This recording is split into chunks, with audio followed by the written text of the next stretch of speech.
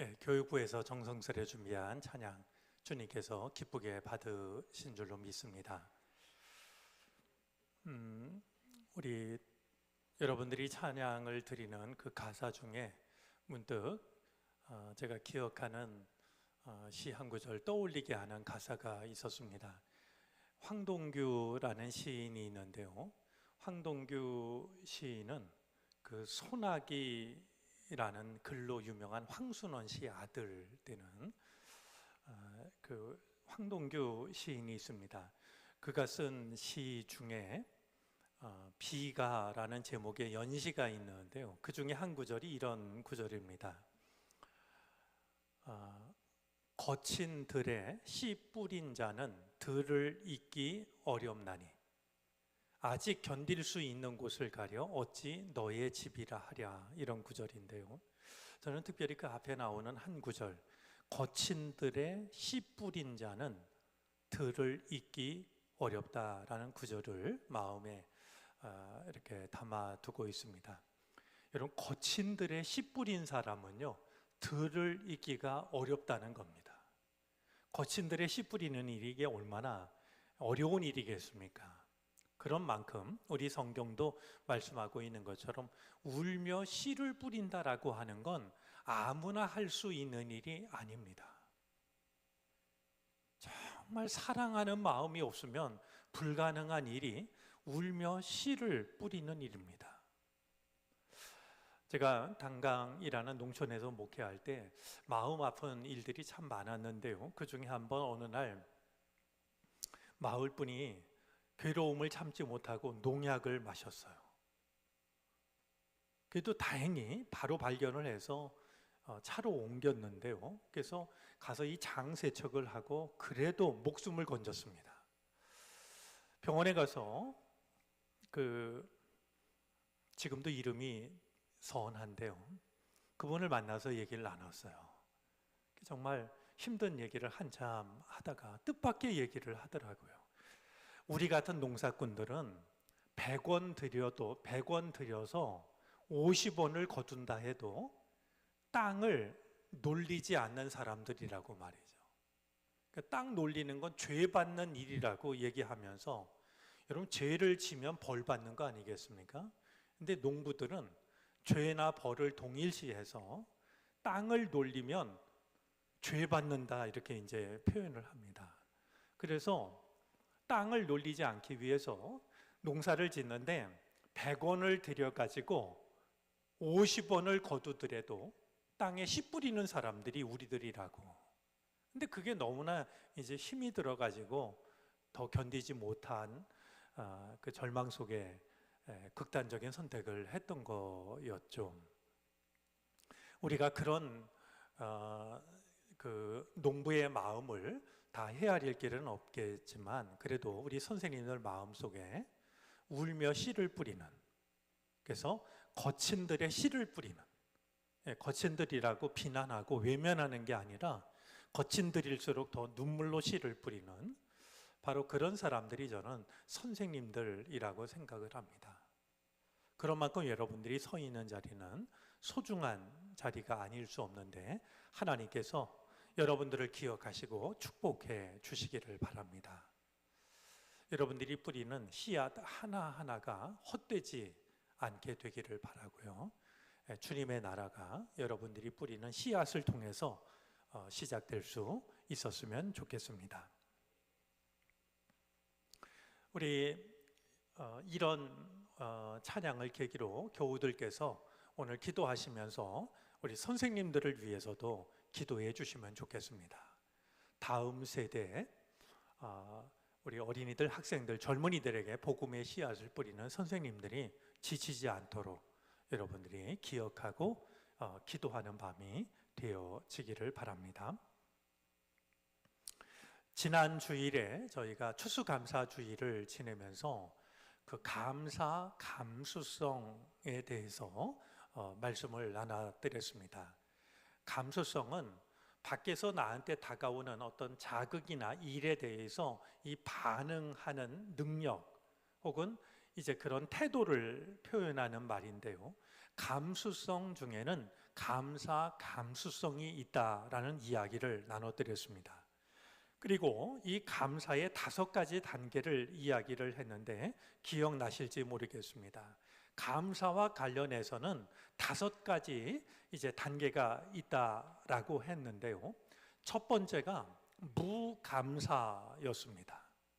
도무지 감사할 줄 모르는, 감사보다는 늘 원망하고 불평하고 이것에 익숙해 가지고 감사를 찾아볼 수 없는 말이죠.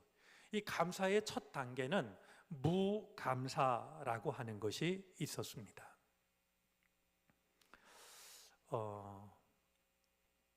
이러기가 쉽지 않겠다라고 생각할지 모르지만 때때로 그 감사를 찾아볼 수 없는 삶도 아주 없지는 않습니다. 그런 점에서 우리가 정말 좀 확연하게 벗어나야 될 것은 무감사, 감사할 줄 모르는 그냥 원망과 투덜거림만 있는 그 무감사로부터는 우리가 분명하게 벗어나야 되리라 생각이 됩니다. 자, 둘째는 조건부 감사였습니다. 만약에 무엇 한다면, 만약에 내가 원하는 일이 이루어진다면, 내가 원했던 것을 내가 갖게 된다면 그때 감사하는 것이 조건부 감사였습니다. 셋째는 결과론적인 감사입니다. 무엇하기 때문에 감사하는 겁니다. 내가 받아 누린 것에 대한 감사, 감사할 만한 이유가 있기 때문에 감사하는 것이 바로 결과론적인 감사입니다. 자, 넷째가 전천후 감사였습니다. 전천후 감사는 그럼에도 불구하고 감사하는 그 감사입니다. 상황이나 조건에 상관없이 드리는 감사로서 신앙적인 감사가 여기에 해당이 됩니다. 전천후 감사는 아마 이런 걸 겁니다. 제가 지난해 감사절 보내면서 어떤 목사님의 감사를 소개를 했는데요. 낯선 지방을 여행하다가 강도를 만나서 함신 두들겨 맞고 가진 것 다 뺏기고 정신을 잃어버렸는데요.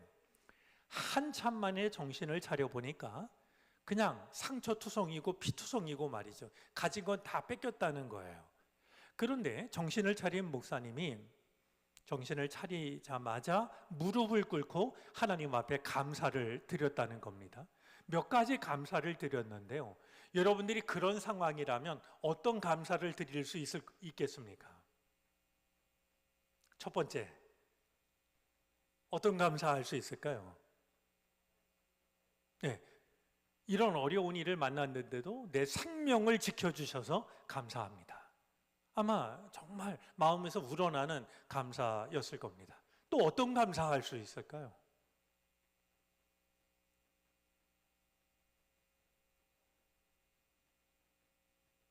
그거 하나 드리고 나니까 감사거리가 떨어졌나요? 그런 일을 당하고 나니까 내가 지금까지 살아오면서 이런 일을 한 번도 당하지 않았다는 게 감사했답니다. 얼마든지 일어날 수 있는 일인데 이런 일을 겪고 나서 보니까 이제껏 나한테 이런 일이 한 번도 없었다라고 하는 게 너무 감사하더라는 거죠. 또 하나 있습니다. 강도를 만나고 나서 보니까 세상을 사는 사람들 중에 별 사람이 다 있는데요. 남의 것을 남한테 피해를 주고 남의 것을 빼앗으며 사는 게 아니라 복음을 전하며 살 수 있게 하신 게 너무 감사하더랍니다. 이렇게 남을 그냥 때려 눕히고 가진 거 다 뺏어가고 강도 짓을 하면서 사는 사람도 있는데 그렇게 살지 않게 하신 것이 감사하다고요. 또 하나 감사가 있었는데요. 저는 이 감사가 제일 의미 있게 여겨집니다. 마지막 감사는요. 이런 일을 당했는데도 하나님께 감사하게 하시니 감사합니다. 감사했답니다. 아마 이 네 번째 감사가 전천후 감사가 바로 거기에 해당이 되지 않을까. 이런 일을 만났는데도 하나님께 감사할 수 있게 하시니 감사하다고 말이죠. 자, 마지막 5번째 감사가 남아 있는데 순교적 감사였습니다. 이 순교적 감사는 나의 이익이나 유익을 넘어서 하나님의 영광에 참여하게 되는 것을 감사하는 말이죠. 그러니까 내가 손해를 보고 내가 어려운 일을 당하고 그래도 그것을 통해서 하나님의 영광에 참여하게 될 때에 나의 손해, 내가 당한 고난, 그것을 감사할 줄 아는 말이죠. 이것이 바로 순교자적인 순교적 감사라고 이렇게 이제 정의를 하고 있습니다. 우리가 무감사, 거기 머물러서는 안 될 일이고요. 조건부 감사, 결과론적인 감사, 초보적인 감사들입니다. 거기에 머물지 말고 전천후 감사를 넘어서 마침내 우리가 순교적 감사에까지 나아가는, 그래서 내가 일어난 어떤 좋은 일 때문에 아니라 내가 주님의 나라에 동참할 수 있었던 것에 대해서 감사할 수 있는 우리가 되어질 수 있게 되기를 바랍니다. 오늘 성경 말씀은 우리가 잘 알고 있는 말씀입니다. 오병이어를 담고 있는 말씀이죠. 오늘 말씀 속에는 참 눈에 선한 장면들이 있고요, 마음을 다해 감사하고 싶은 그런 대목들이 있습니다. 이제 제자들이 돌아와서 예수님한테 선교 보고를 합니다. 그러자 예수님께서는 제자들이 너무나 많은 수고를 한 것을 보시고 따로 한적한 곳에 가서 쉬라고 말씀을 합니다. 여러분, 우리가 잊지 말아야 될 게 있는데 오늘 마침 교육부에서 특별 찬양을 드리기도 했거니와, 자, 제자들을 예수님은 세상에 보내셨지 않았습니까? 그것으로 끝이 아닙니다. 때가 되면 주님께 돌아와서 내가 어떤 일을 했는지를 아뢰는 시간이 기다리고 있습니다. 주님은 우리에게 어떤 일을 맡기셨을 때 맡기고 잊어버리는 게 아닙니다. 우리가 그 일을 어떻게 감당했는지 주님 앞에 홀로 서서 고해야 하는 순간이 우리들에게 있습니다. 그래서 키에르케고르라는 철학자는 우리 인간을 두고 뭐라고 정의를 했냐 하면 신 앞에서 단독자라고 이렇게 말합니다. 우리 인간은 하나님 앞에 홀로 서야 하는 존재라고 하는 겁니다. 우리는 이 땅에 우리를 보내신 하나님 앞에 홀로 서서 내가 어떻게 살아왔는지를, 어떻게 주의 일을 감당했는지를 고해야 하는 존재라고 하는 것을 제자들은 생각을 하게 합니다. 자, 이제 예수님께서 제자들과 함께 따로 배를 타고 한적한 곳으로 가시는데요, 사람들이 예수님과 제자들이 탄 배를 보고서 야, 저 배가 예수님이 타신 배구나, 그래가지고 이 배를 따라서 사람들이 이제 뛰다시피 말이죠. 오늘 성경 말씀을 보면 그들이 가는 것을 보고 많은 사람이 그들인 줄 안지라 모든 고을로부터 도보로 그곳에 달려와 그들보다 먼저 갔더라. 이 장면은 눈에 선합니다. 예수님과 제자들이 배를 타고 가시자 모든 고을로부터 마을마다 사람들이 나와가지고요, 예수님이 배를 타고 가시는 그 옆으로 말이죠, 달려가기 시작을 하는데 예수님보다 먼저, 예수님이 타신 배보다 먼저 도착을 했다는 겁니다.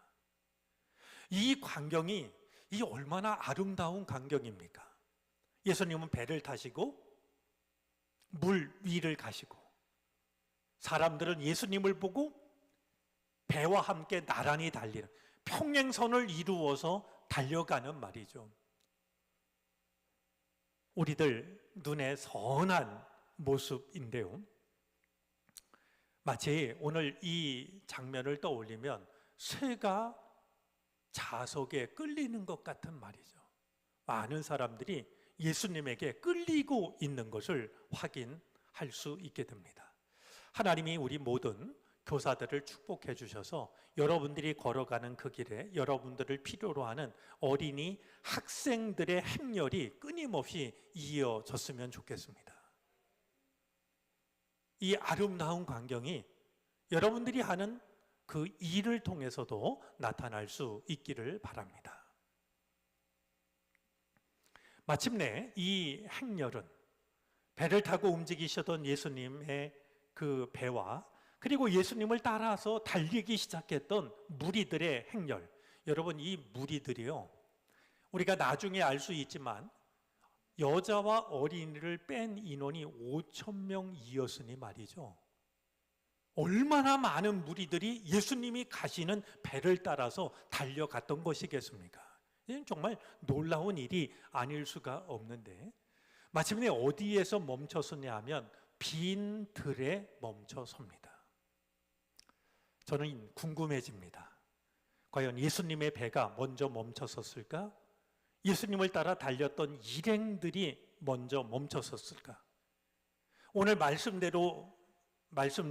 의하면은요, 무리들이 예수님이 타신 배보다 먼저 도착을 했다는 걸 보면요, 이 많은 무리들이 모일 수 있는 빈들을 발견하고 그들이 모이자 배도 멈췄을 겁니다. 예수님이 우린 쉬기로 했으니까 무리들이 모였던 말든 손을 흔들면서 지나가신 게 아니고요, 그 많은 무리들이 모일 수 있는 빈들을 찾아냈고, 그때 그들이 구름대처럼 빈들에 모이자 예수님이 배를 멈추시고 배에서 내리셨을 것이다. 그런 생각을 해보게 됩니다. 자, 그런데 예수님께서 배에서 내려서 그 많은 무리들을 보실 때 그 무리들이 목자 없는 양처럼 보입니다. 저는 이 마음이 우리 선생님들의 마음이 되어졌으면 참 좋겠습니다. 목자 없는 양처럼. 목자 없는 양처럼 보이셨던 것은 오늘 말씀에 의하면은요, 무엇보다 그들에게 하나님의 말씀이 부족하다라고, 하나님의 말씀에 갈급해야 하는 사람들의 모습이 보였기 때문입니다. 그들이 목자 없는 양처럼 보여서 예수님께서 하신 일은 하나님이었습니다. 하나님의 말씀에 굶주려 있다라고 하는, 하나님의 말씀에 갈급해 있다라고 하는 것을 예수님은 보시고 그들을 목자 없는 양처럼 불쌍히 여기셨던 겁니다. 이 마음이 우리 선생님들의 마음이 되기를 바라는 것은요, 여러분 요즘 글쎄요 모르겠습니다만 대부분의 어린이들, 학생들 예전에 비하면 많은 것들을 누리고 있고 가지고 있습니다. 그것이 아니고요, 그들에게 하나님의 말씀이 부족함으로 인하여서 여러분들이 그들을 바라볼 때, 학생들을 바라볼 때 목자 없는 양처럼 바라보는, 이것이 우리 선생님들의 마음이 될 수 있다라고 하면 바로 거기에서부터 그들을 진정으로 사랑하는 마음이 싹트기 시작할 수 있을 겁니다. 자, 그들에게 이제 하나님의 말씀을 전하시는데요, 예수님은 하나님의 말씀만 전하신 것이 아니었습니다. 이제 해가 기울어 가고 그곳은 빈들이었고, 예수님의 말씀을 듣느라고 시간이 어떻게 흘러가는지를 알지 못했던 이들은 저녁 때가 지나가고 있는데 먹을 것이 없다라는 사실을 뒤늦게 발견을 하게 됩니다. 하나님의 말씀을 나누느라 시간을 잊어버린 사람들, 참 행복한 사람들이라는 생각이 드는데요. 자, 이제 해는 저물어 가고 빈들이고 빵은 없고 참으로 난감한 상황이었습니다. 이 무리들을 불쌍히 여기신 예수님께서는 말씀만 들려주신 것이 아니라 그들을 배불리 먹게 하십니다. 이제 푸른 잔디에 앉게 하고 있는데요. 여러분들, 우리가 예수님께서 오병이어 기적 행하실 때 50명, 100명씩 앉게 한 것은 잘 알고 있는데요. 여러분, 이 마가복음 안에 눈에 띄는 단어 중에는 푸른 잔디라는 단어가 있습니다. 여러분, 이 푸른 잔디라는 단어를 생각하면 떠오르는 성경 말씀이 있지 않습니까? 우리가 성경 암송했던 시편 23편 말씀이 있습니다. 우리 한번 이 푸른 잔디가 나오는 말씀까지 한번 암송해 볼까요? 여호와는 나의 목자시니 내게 부족함이 없으리로다. 그가 나를 푸른 풀밭에 눕게 하시며 쉴 만한 물가로 인도하시는도다 라는 구절이 있습니다. 바로 푸른 잔디에 앉게 하셨다라고 하는 것은 시편 23편에 담긴 한 구절을 떠올리게 합니다. 우리가 기억해야 될 게 있습니다. 우리는 양을 길러본 경험이 부족한데요, 양들은요 습관적으로 풀을 뜯는다고 그래요. 그러니까 배가 불러도 그냥 습관적으로 풀을 뜯는 거예요. 그런데 이 다윗이 뭐라고 말하고 있냐면, 여호와는 나의 목자셔서 나는 부족함이 없는데 여호와 대신 하나님께서는 나를 푸른 풀밭에 눕게 하신다. 여러분, 양들이요 푸른 풀밭에 눕는 것은 매우 드문 일인데, 언제 푸른 풀밭에 눕냐 하면 어떤 아쉬움도 없을 때, 더 이상 바라는 것이 남아있지 않을 때, 그때는 습관적으로 풀을 뜯다가 풀밭 위에 눕는다는 거예요. 지금 예수님께서 이 목자 없는 양과 같은 무리를 보시고요, 제일 먼저 그들에게 먹여주셨던 것은 하나님의 말씀이었습니다.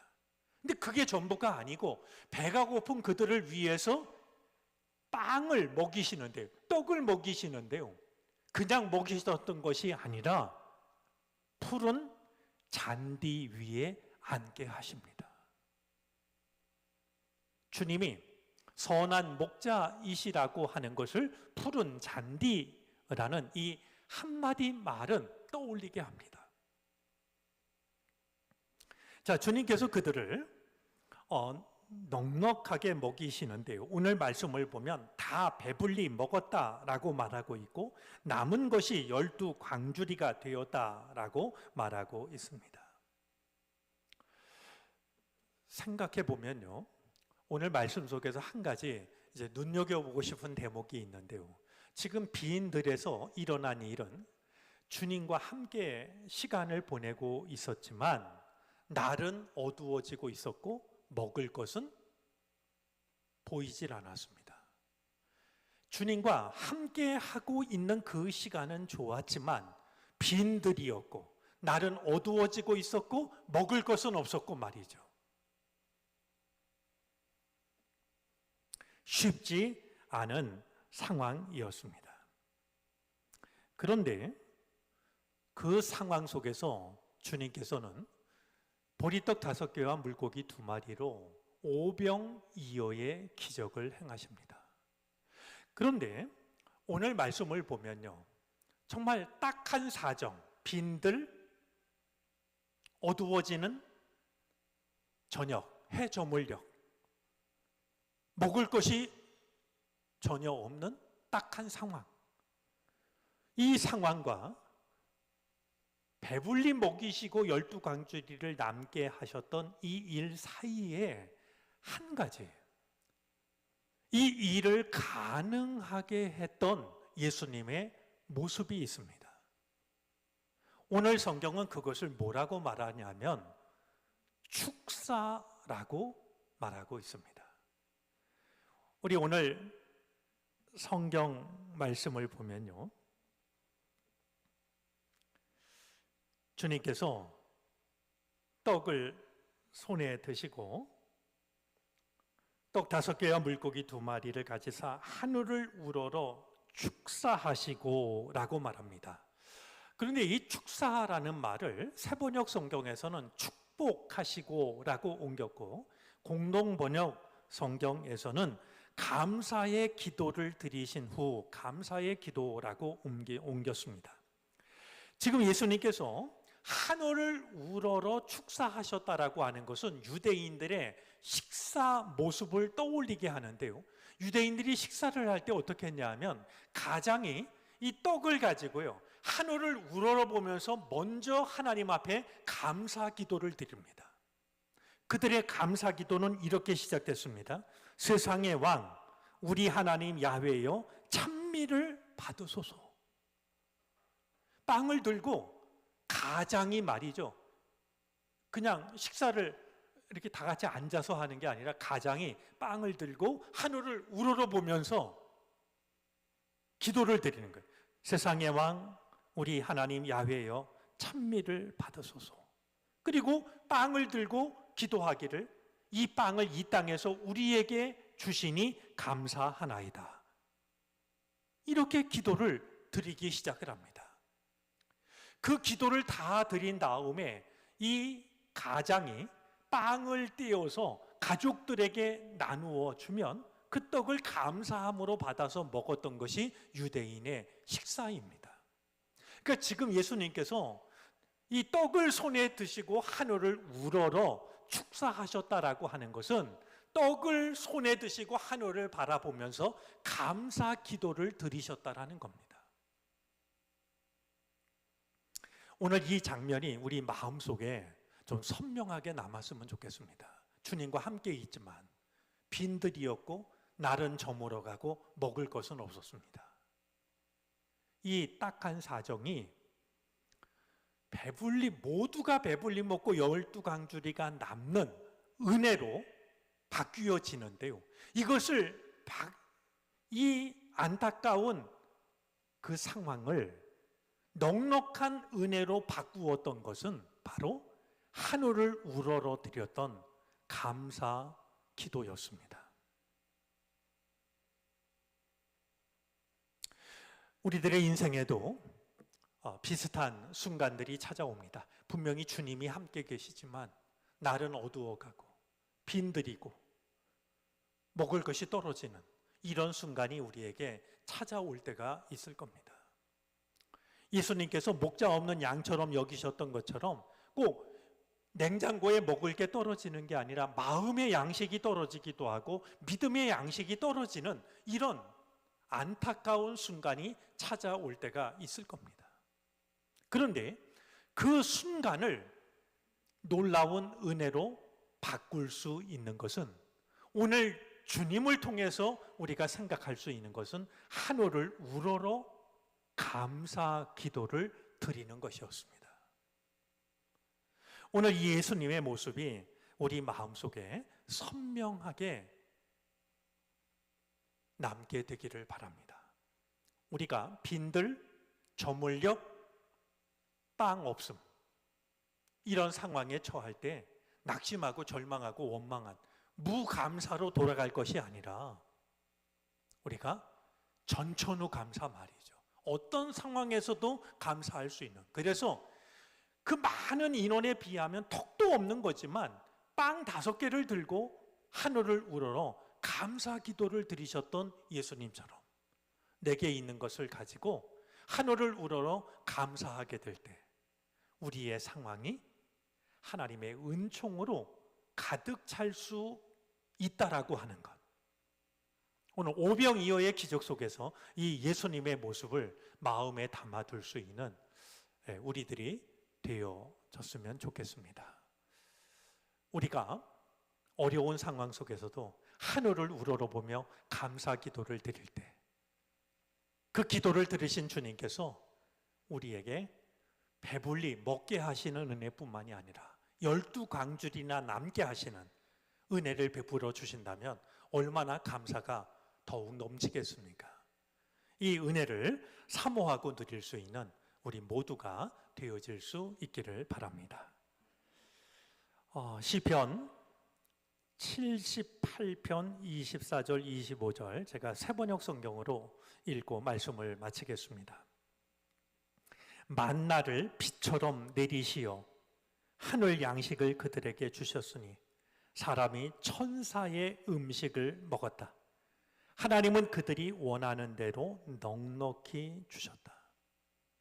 빈들, 해 저물녘, 빵 없음, 그 상황에서 감사 기도를 드렸을 때 하나님께서는 천사들의 양식을 주셨다라고 성경은 말하는데요.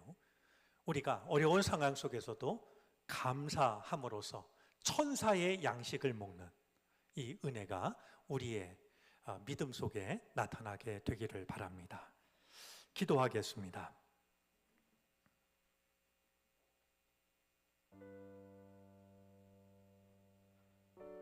빈들의 해는 저물고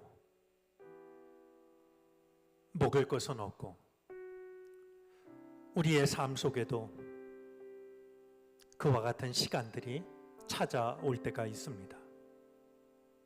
주님이 우리 곁에 계시지만 내가 서 있는 곳이 빈들일 때가 있고 내가 보내는 시간이 해질녘의 시간일 때도 있고 내가 가진 것이 아무것도 없을 때가 우리에게도 있습니다. 하지만 주님, 낙심하고 절망하지 않게 하여 주시고 하늘을 우러러 감사할 수 있는 우리가 되게 해 주시기를 바라고 원합니다. 사람이 천사의 음식을 먹는 은혜를 누리게 해 주시옵소서. 오늘 특별히 교사들이 한자리에 모여 하나님을 찬양하고 말씀에 귀를 기울였습니다. 모든 선생님들에게 은혜와 복을 내려 주시옵소서. 거친들의 씨를 뿌릴 때, 눈물로 씨를 뿌릴 때 지치지 않게 하여 주시옵시고 포기하는 일이 없게 해 주시옵소서. 그 손끝에서 하나님의 나라가 시작되는 줄 믿습니다. 특별히 다음 세대 주님께서 더욱 사랑하여 주셔서 믿음의 대를 이어가게 해 주시기를 바라고 원합니다. 이 귀한 사명을 온전히 감당할 수 있는 교회 학교 선생님들 삼아 주시옵소서. 오늘도 우리를 기도의 자리로 부르셨사오니 주여 우리의 기도에 귀 기울여 들어주시옵시고 응답하여 주시사 기도하는 자만이 누릴 수 있는 하늘의 은혜를 누리게 해 주시옵소서. 주님이 홀로 영광 받으시기를 간절히 바라고 원하며 예수 그리스도의 이름으로 기도를 드립니다. 아멘. 우리 들으신 말씀 붙잡고 함께 박수하며 찬양하시겠습니다.